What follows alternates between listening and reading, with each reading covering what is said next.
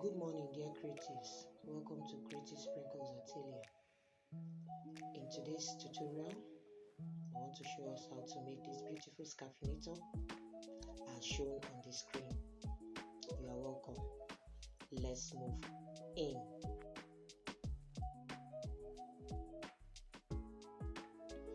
Okay,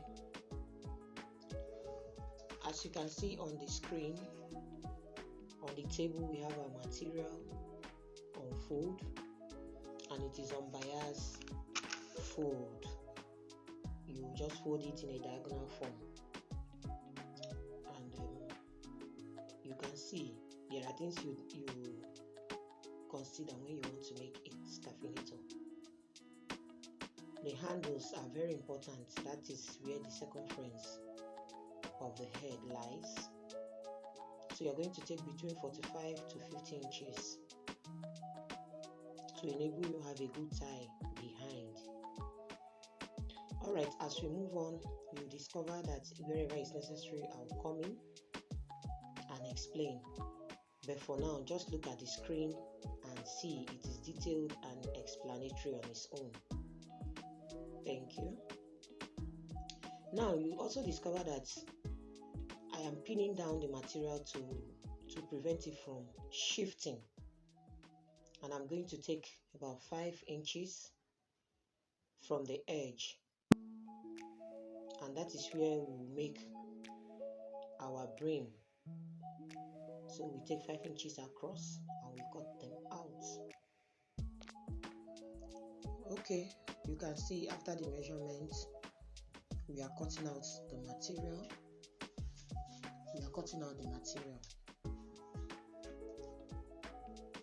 Then the next thing we'll do is to cut it into two, because that will form the V shape of this scarfinator. Okay, after removing the V shape, the material that will form the V shape, the next thing you do is to measure out 21 inches vertically and 13.5 inches horizontally. It will be on fold for the 13.5 inches, but the 21 inches, you know, it will cut across because it's vertical. Then after, if you look on the material closely, you discover that we have lines on them. We have 4 inches, 1 inch, 4 inches, 1 inch. What I simply did was to fold the 1 inch together and sew on it. That's making it half, and sew on it to create an effect on the reverse side of the material. So by the time we take away the 4 inches, 1 inch, 4 inches, 1 inch, and knowing that it's 21 inches, it will shorten the material naturally for us, and it will come down to about 16 inches or thereabouts, which is still good for the scarfinator. Okay, as you can see how beautiful it looks. We have come back from sewing. When you look at it very well, you discover that the reverse side of it, which is the right side of the material, is having 4 inches on the screen. Yes, the 1 inch now has gone in. You won't see it again, so it's about 4 inches apart, and that will create a very good effect on the material. So we are placing it on fold, and on that fold is supposed to be 13.5 inches. So when you spread it out, it will be 26 inches. That will form the basis of the base for your head circumference to go in. So when you look on the screen, you discover the 4 inches and the 1 inch. You have now seen how it looks like in from the inside. That's the wrong side of the material. So we are bringing another plain material because we want to cover what we did inside. We want to cover those lines inside, and at the same time give the material dexterity, make it look good and not inferior. So we are going to place the material. We are going to place it wrong side on wrong side, wrong side on wrong side. That's what we are going to do. We would have placed it on right side if we didn't need to have anything to do again with the circumference. Remember, the first 45 to 50 inches we cut out is still there, and we have to attach it at the end of the day. So we are now placing it now wrong side onto wrong side. We are going to affix our pins and have a clear cut of the material, remove all the excess. If you are to use the same material to make your designs, all the excess we are removing will be extremely important for you. Remember, we used 1.5 yards of material to do this scarfinator, and you have to be, liberal and generous with your material, or else, you may not get exactly what you want. This is not like a stretchy turban that you can use even half a yard. In this one, we are using 1.5. So we are fixing our pins so that we can have a good cut of the material under. Alright, let's move on.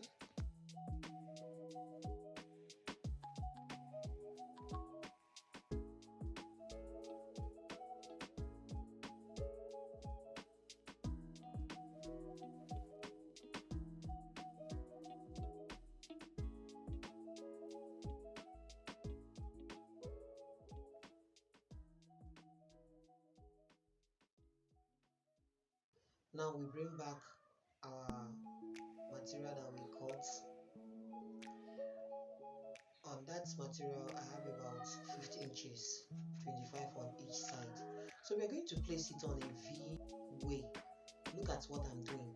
If you do like this, you may not have a good, it will be puffy.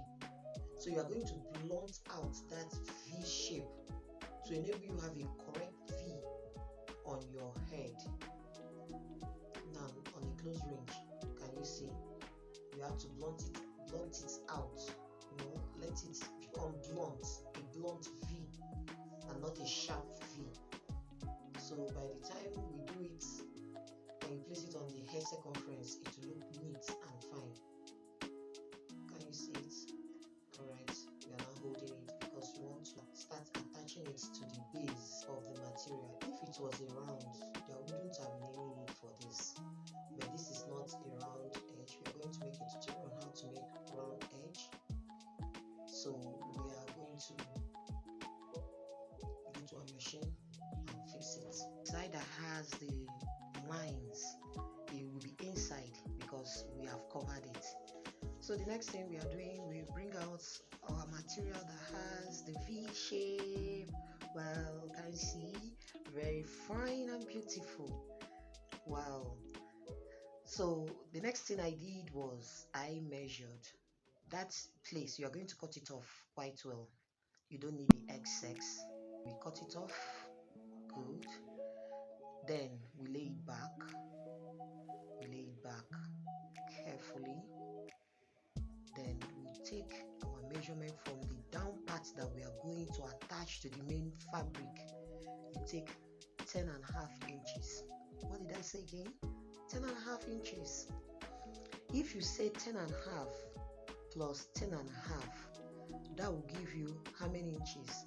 That's approximately 21 inches. This is what you need around your head for the rope to balance in at the back of your head. If you take more than that, it will not balance in. So be very careful when you are taking your own measurements. I'm taking where it will be attached. That is where you take your 10.5 inches. You take it both ways. You will mark the 10.5 from the middle, the midpoint, and also mark it on the other fabric where you are going to attach it. Yes, can you see? On that place, you also mark 10.5 on it. Then the next thing you do is to place it. Good. Place it face down. All the rough edges will be together while the smooth edges will be together. That's the next thing you do. Hold with your pins. You go to the machine and sew them together. We'll come back. Okay, welcome back. Can you see it? How we have sewn it? We have attached that first strip we made out of the 45-50 inches on the main body now together with the lining that we use in covering it. See it on the mannequin. Have you seen how beautiful it is?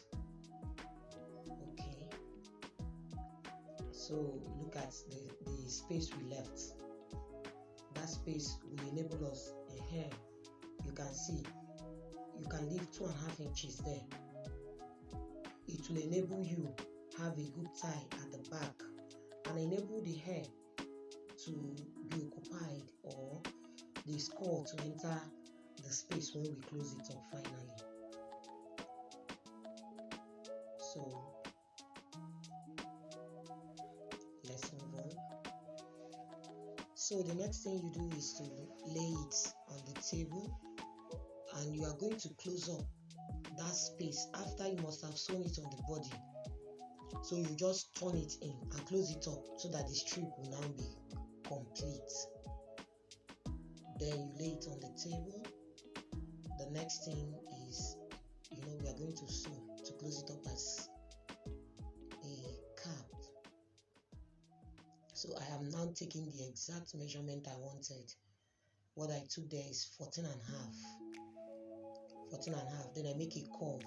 So I'll cut off all the excesses that are not needed in this turban cap. You can see. So we are going to take it to the machine. After this, close up the strip and close it up. We are going to come and show us how we did it. Stay tuned, please. Okay, now we are going to make the design for the cap. You can now see the cap has been closed. So take it to a serge and run the weaving on the edges to avoid it from fraying. So you now see on the table, you see our mats. This is called a flat straw mat, and you'll see that I've already removed what I wanted to remove. I took 15 strips. I counted from the down. You can see me counting now. 1, 2, 3, 4, 5, 6, 7, 8, 9, 10, 11, 12, 13, 14, 15. Then I removed it. Remember, use needle and thread and close up where you cut it out from. Don't use gum. Just use needle and thread. Then the second one I'm counting about 10 steps, 10 lines. Then I cut it off again. These are the ones that will make up the design we are going to make with it. So you will see I'm trying to sever that point. I counted 10. I will sever it and bring it out as well. Good.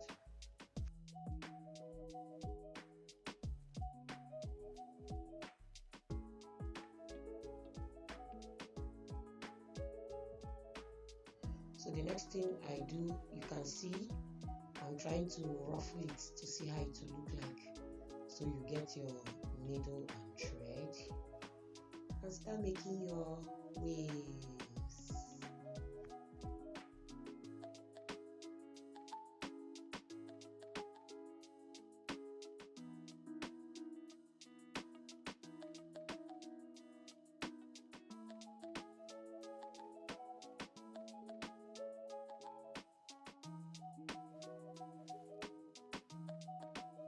Okay, when we are done with the ruffling, you pick up your feathers. On the screen, you will see how the feathers look like a tree. You see the one on the table, all of them were like that.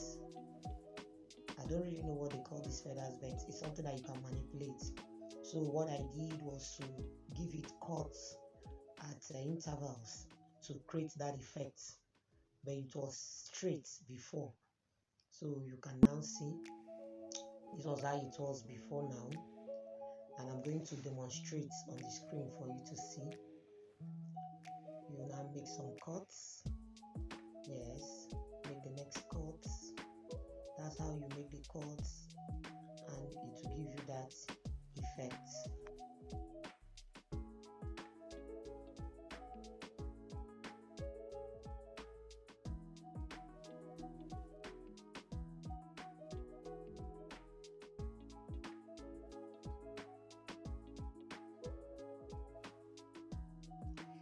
Alright, we are almost done.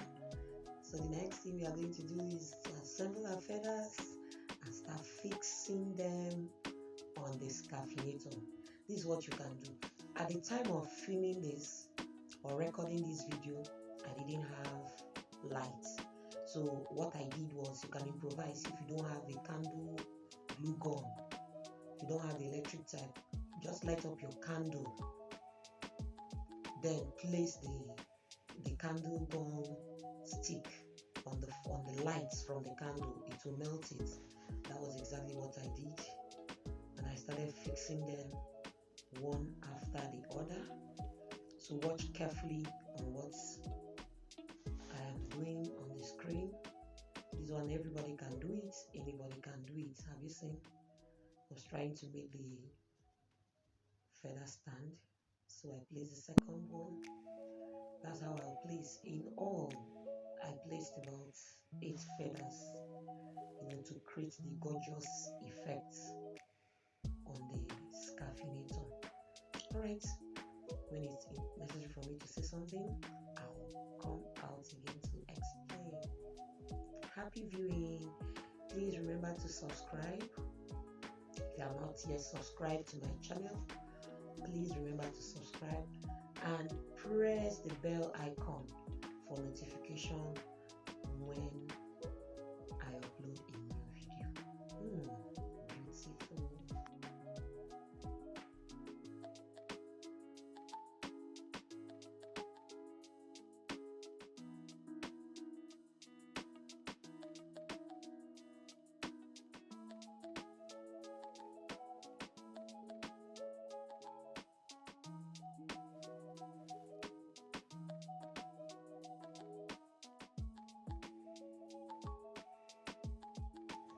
Alright, can you see? Wow, wow, wow, wow. That is gorgeousness simplified. Very beautiful. Now tell me, will you make this? Will you make it? Let me know in the comment section. Thank you, and do have fun while creating incredible things with your fingers. And if you got value with this tutorial, please kindly subscribe and let us know how we can be of great help to you in the future. From the stables of Creative Sprinkles by Ben. Bye bye, and see you next time. Thank you.